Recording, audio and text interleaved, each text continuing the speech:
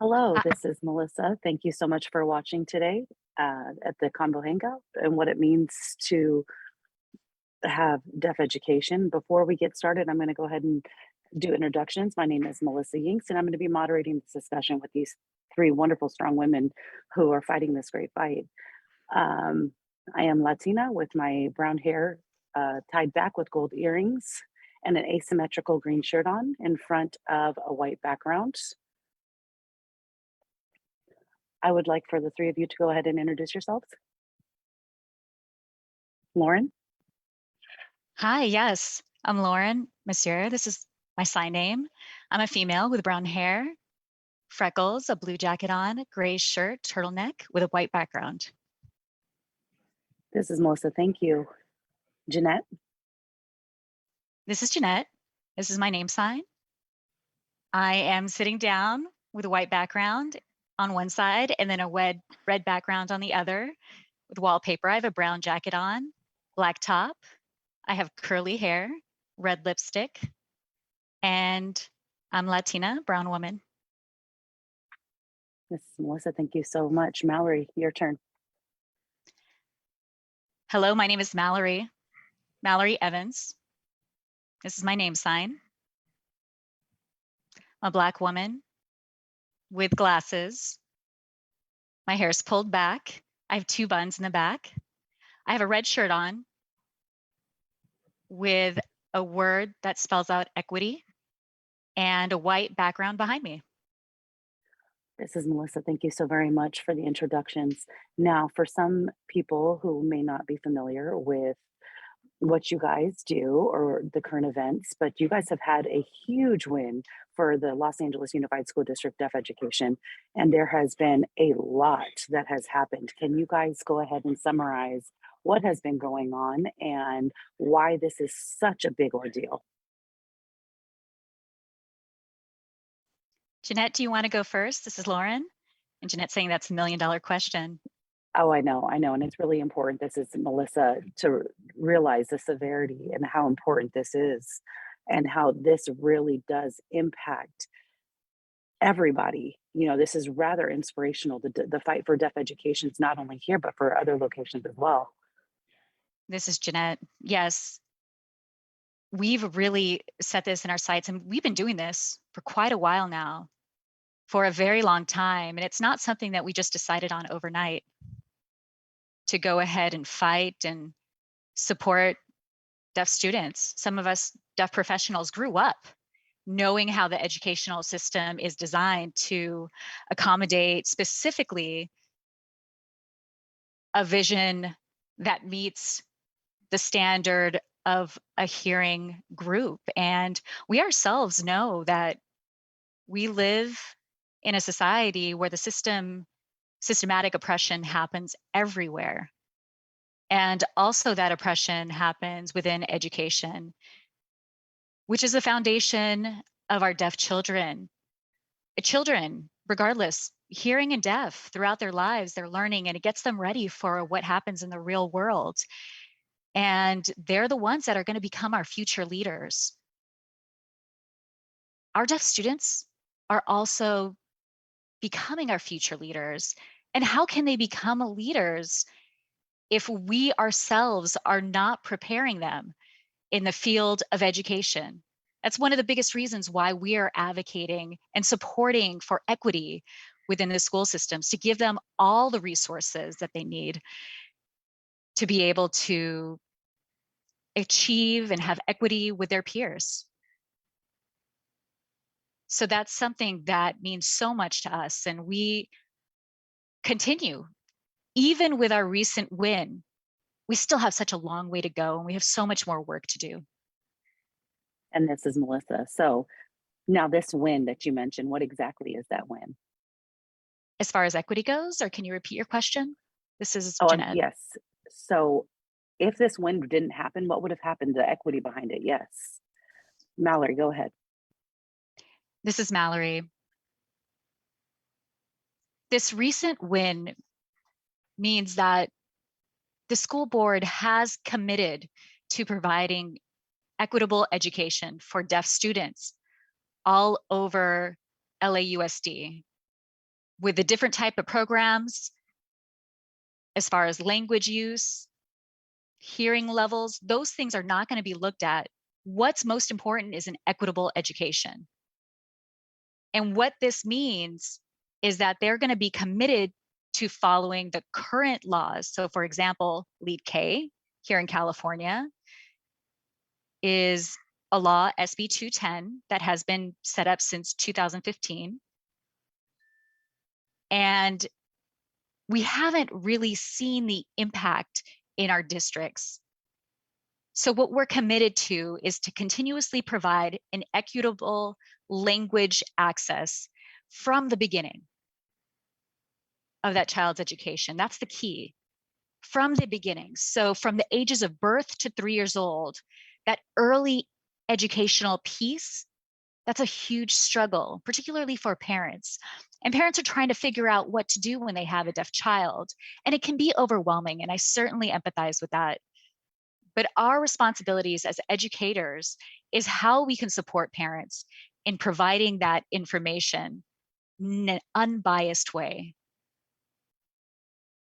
So with this, currently we're providing all of the opportunities for parents and for babies, for children, because parents still have their rights to make the final decisions for their family. Always they will. We're not trying to take that right away from the parents.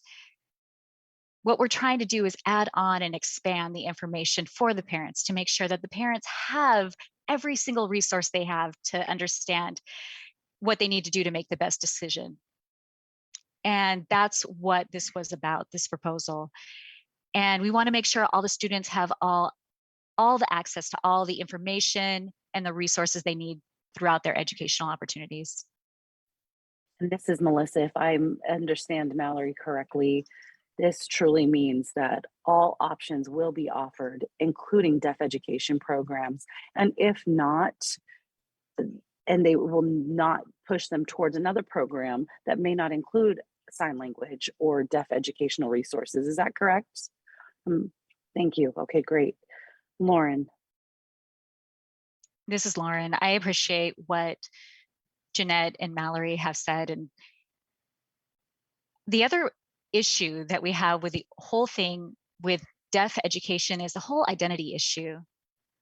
We are bilingual, multilingual people. We use multiple languages. And so often what happens is school districts, as well as the hearing world, perceive ASL as not as a language. And it's, you use language to think, to express yourself, and to engage in discussions and to learn. And so the problem with the system is there's no recognition of a bilingual aspect of deaf education. That's certainly missing from the narrative. And the school district is a place where we went up to them and we said, we need a bilingual program. This is a multilingual program. And they would say no. And we would ask what the difference was. And the School of Education recognizes both English and ASL. They have a bilingual program in Riverside and in Fremont. So why aren't our students getting that as well? And now it's finally a big win for us because the district finally recognizes ASL as a language. And they also recognize our program as a bilingual program. And this is tremendous for us. And I think that is definitely gonna deepen the understanding of language acquisition, as well as reduce language deprivation. This is Melissa signing yes. It's so very important. And Janette, you wanted to add something? And this is Janette. I did want to elaborate a little bit more on that about the bilingual. We live in a monolingual society where the curriculum here in the United States is only accessible in English. And at the same time, we live in an environment where we have quite a variety of different people with different identities, different languages. So it's really important for us to recognize this win is also a win for multilingual students who are deaf and coming from different homes and different heritage language that may be outside of English. May it be Spanish or other countries, and not only spoken Spanish, but other not just spoken languages, but sign language from El Salvador, the Mexican Sign Language, and we want to celebrate and elevate those languages to show that we recognize and cherish those families that can communicate. It's a mutual understanding of learning the English to succeed as a citizen in this environment, but also to celebrate their home heritages and their language that come from them. And that's something that we really look forward to as well, is being able to recognize that it is not being disregarded.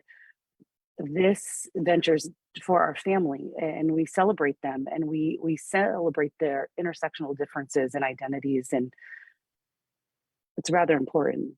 This is Melissa. Yes, and especially in areas like LA where there's a lot of families that are families of color. So this is an extremely important and impactful thing that you are all doing. So the vote is passed, and that's a great thing. So that means all the options are going to be continued to be given out. So that means everything's perfect, right? Everything's done? No? You guys are all shaking your No, heads. No. All right. No, I didn't think so. I didn't think it's so. time for us to roll up our sleeves. There's much more work to do. That's right. So what's next? What more do you think needs to be done? Or what do we need to continue to do? Yeah, Mallorie. And this is Mallorie speaking. With this vote passing, this is just the beginning. Now the real work begins. Part of this proposal that was passed includes an educational department implementing one, but also in language, the superintendent of Los Angeles Unified School District has 45 days to go back to the school board. And if in fact they do recognize a need, that they need to implement that new educational department if it's not quite there. So now we just need to make sure that the superintendent understands why that is important, and how that current system with what it is today, where the gaps are, what things are lacking, where the problems are, and how we can solve those issues and fill those gaps with this implementation of this new department and the process that goes with it. In the fall, we're expecting an infant program to commence with offering ASL, bilingual programs, bimodal with ASL and English spoken, if possible, spoken English for all students who are able. Mind you, the requirement will have planning, curriculum development, training. All the teachers need to be trained because this is new to all of them. There's a lot of work that's to come, and I assume during the summer there's not going to be a break for us. We want to make sure we hit the ground running and and make sure that we're ready for the fall. So it really, the wind feels nice. It definitely feels nice for a few days, and after that we really got to get going. We got to push the pedal to the metal. We have a lot of work ahead of us. We're ready. This is Janette. And this is Melissa. I don't doubt that after seeing your amazing work that you've done. And I know the three of you have had so much support from the community. It's been absolutely amazing. Wow. So can you elaborate on what type of community support you have received and how that was so instrumental to your work? And this is Lauren. It was inspiring to know that it wasn't just us as educators investing in deaf ed and investing in deaf children, but it was the community, it was organizations, it was businesses, it was people all over. They recognize the need for this change to happen because it's going to impact people on so many levels, and not just now, but in the future too. The whole movement wouldn't have happened without community support. It really, that fight that Janette had mentioned that we've been fighting, it's been such a long time, and it's easy to become tired. I know as an advocate, as a marginalized community member, we're still continuing to advocate for ourselves and continuing to protest and trying to make change just to get recognition, get awareness. But to get this type of energy behind this and support from the community really helped us sustain this type of energy. And it's the reason why we are where we are, because of the whole community, which is amazing. And the board, when they were deliberating this, they actually recognize the community and how much they've invested in this too. And I think that's what helped everyone to vote yes on this, which was, it's amazing. And this is Melissa. Go ahead, Janette. And this is Janette signing. I'm really thinking about the quote, "It really takes a village. It takes a village to raise a child." And that is, in fact, that is true fact. Without the community support and advocacy, I don't think that we could have made it. You all have made an impact, and we want to thank and acknowledge every last one of you, because we have already received a lot of requests from other school districts in California, outside of California, other states, international, asking how we went about going through this process so they can follow Yes. our model. And one thing that we want to say is we're starting now. We are reaching out, and we also would like for you guys to reach out to your communities and maintain those relationships. So we do want to recognize and thank our community. Yes, Mallorie. This is Mallorie signing. I want the community to know something special. For me, going through this whole process for so many years, it's you're right. You feel exhausted sometimes. You feel like you're just hitting the wall and not making any progress, and you can get frustrated and you want to give up. But for me, it was it was the students. It was the deaf students. Watching them and feeling their power, it just gives me goosebumps right now just to look back and think about those students who were brave enough to stand up in front of the school board. The school board sitting there in a semicircle, sharing their stories, their personal stories, their personal experiences. And it wasn't typed. It was from the heart. It was they these students who supported this all went to the town hall to support all the friends who were presenting. And you could feel their power too, of the students who went to support.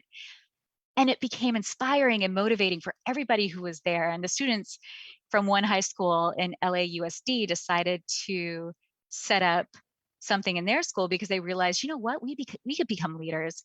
We can become powerful too. And they started realizing with junior NAD, they could set that up. And seeing everyone come in from the community and showing their support, they realized they could do that too. It's not just teachers and staff that showed up, but they were amazed to see that everybody showed up. People in the community were there.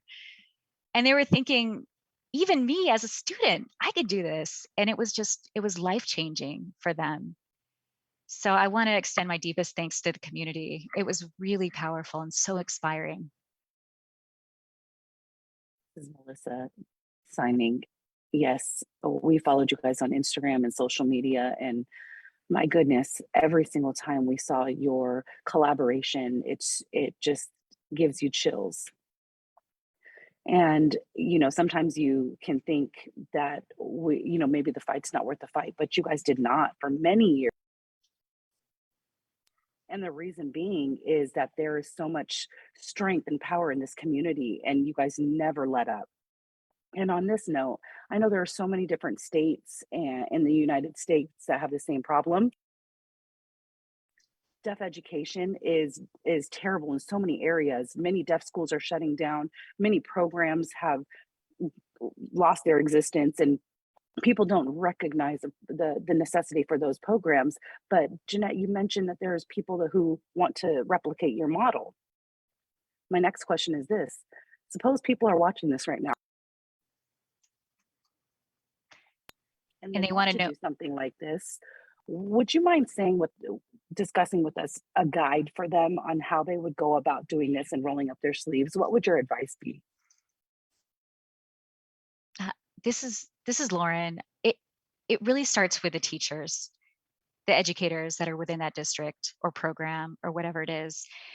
They have to all be in agreement, and they must have a common goal.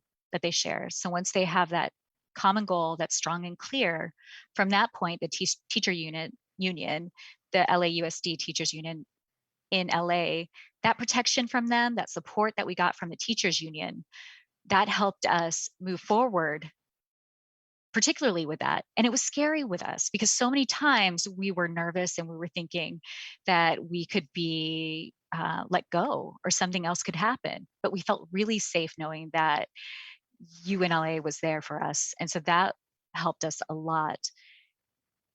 And the board did ask the teachers union if they had supported us, and we said yes. And they supported us strongly, and that helped the board recognize this as a labor partner, and they realized that we had the backing of them. And what else? Oh, and also just reaching out to the community organizations. There's a lot of schools that were involved, different educators, but they weren't the only ones in the system that were involved. I want to recognize there were different schools in the community that were involved. So different partners in the community. They asked us who we were working with, who was typically involved in a school. We would ask them how they felt. And if they all felt the same, then we certainly grew in numbers as far as the movement went, and that helped us get some forward momentum. And this is Janette signing two things. First, education is built on the students and their families. We need them. They're the ones who are impacted by all of this. So many families live in fear, especially families who are marginalized or low SES, who don't have access to resources or who don't have access to language or can't justify it or advocate for themselves. There's a lot of barriers for them, and most of them are the ones who suffer the most from this deprivation. So we need to make sure that we reach out to those families and let them know that they are not alone, that they are not on this journey alone, that there's a community around them, and building that community around them within the education, that we are with them and we are fighting and advocating together. So it's really important that we know and they know that there are people there advocating and supporting them and building that connection with them. The other thing is that you must have your research. You must have your data. You have to have it on hand and ready to go to discuss in any situation. It cannot be based on opinion. It cannot be based on what you're feeling that day or your feelings in general. All of that is in there for sure. But just at the most recent board meeting, we watched different stories that were told, and it included everything: research, trauma, personal experiences. So it's really important to build a foundation of that information and have that ready to go for your board to take a look at, so they can realize that it's not something that we are just throwing out there without any justification. And that's where the impact starts. And Jeanette, this is Melissa. I'm glad you're mentioning families. It's really important to involve families. And Lauren, did you want to mention something? I did. This is Lauren signing. In regards to gathering your data and information and all of that, you know what? The thought just slipped my mind.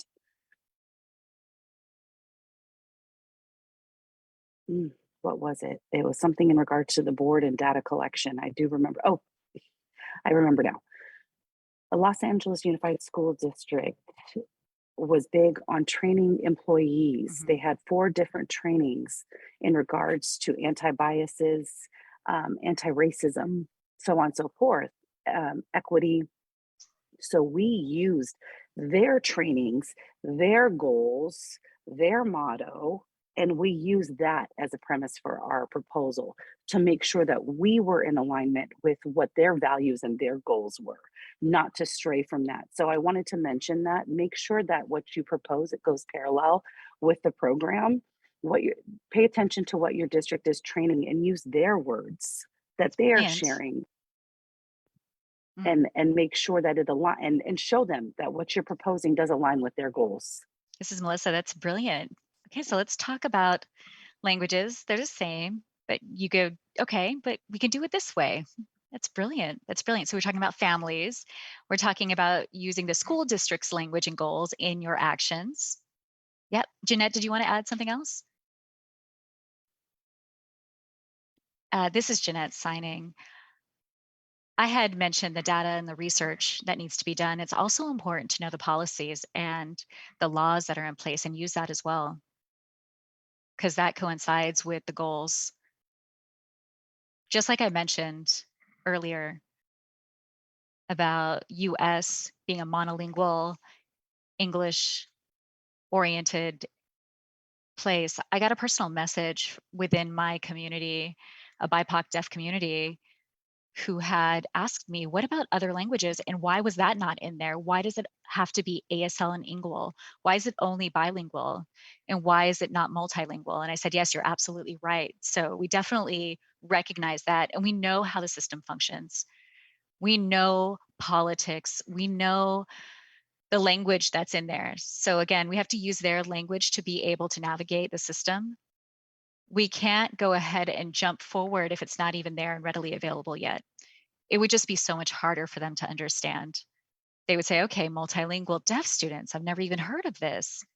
Of course, from a hearing perspective, who maybe don't know anything about deaf ed or deaf culture, they may think, "What? Why would deaf people learn many languages?"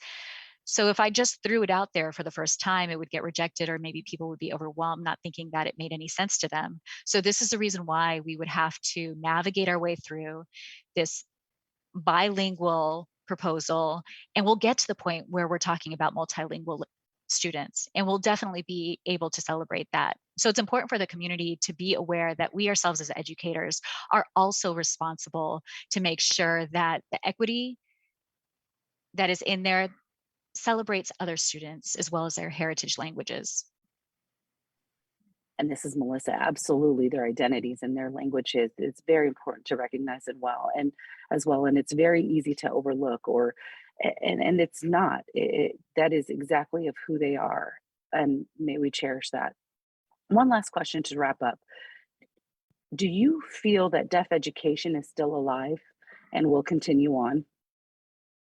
Do you feel confident about that?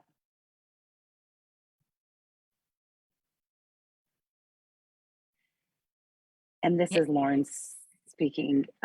If we didn't think that that was the case, we wouldn't be here. Absolutely. We have hope now with all of these things that are happening. So I think now is a really good time. We have a lot more awareness and recognition of different communities. So absolutely, this is where we can really recognize different languages and identities and needs, and look at our students as a whole, along with their abilities, their skill sets, their talents. And now is no better time than now. And I really look forward to what's to come. I'm very hopeful. this is Mallorie signing. Yes, I agree. I have a lot of hope for deaf education. Uh, This word came up relating to deaf education and the deaf community and its resilience. Never giving up. And there's really so many obstacles that can come up your way, so many roadblocks. But if you can keep going through, knowing that you're still here, we're not going away. We're not going to disappear, and we haven't for a reason. The world hasn't been ready for a while now to recognize this community and this language. They see it, they think it's cute, they think it's something novel and different, but no more. We're not going to accept that. We're here. We want equity. We want to be acknowledged. We want to be respected, period. And what that means is that when we step up, if there's a marginalized group that gets equity, the group feels the dominant group feels like they lose their control, their power. And I've personally, I face this every day because of my profession and the field that I'm in. I'm an audiologist. And since we passed the vote on May 10th, I have been engaging in so many discussions and experiencing so many internal fights in my profession because educators are still so resistant to this. They're still so narrow minded, and they're always offering rebuttals, and they're asking, "But what about this or what about that?" And it doesn't even get to the point of what we're doing. It doesn't get to the point of what the proposal says. It's something completely different, which it's more argumentative on an opinion basis or more theoretical basis, but it's not about what the proposal was. This is about equity and access for deaf students at the end of the day. But people are still stubborn, and people don't recognize that within themselves. Sometimes they don't even want to admit those things. They don't want to lose their power and their privilege. So we keep fighting and fighting, and they want to hold on to the status quo that has been in place, but we've already identified the status quo is not working. It's wrong. And if we feel that we've already identified this issue, but people are going to ignore it and keep moving on with the status quo, we're going to be perpetuating this inequality, and we're going to go back to the old ways that things have been done, and it's simply unacceptable. If people cannot recognize and do the work, then they shouldn't be involved in the field of deaf education, period.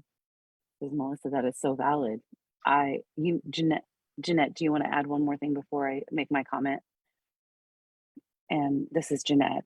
Yes, I was thinking not just the impact of deaf education, but the medical field as well, the healthcare system, universities, teaching programs, credential programs, audiologists, speech and language pathologists, infant anything. It really, the changes have to happen there.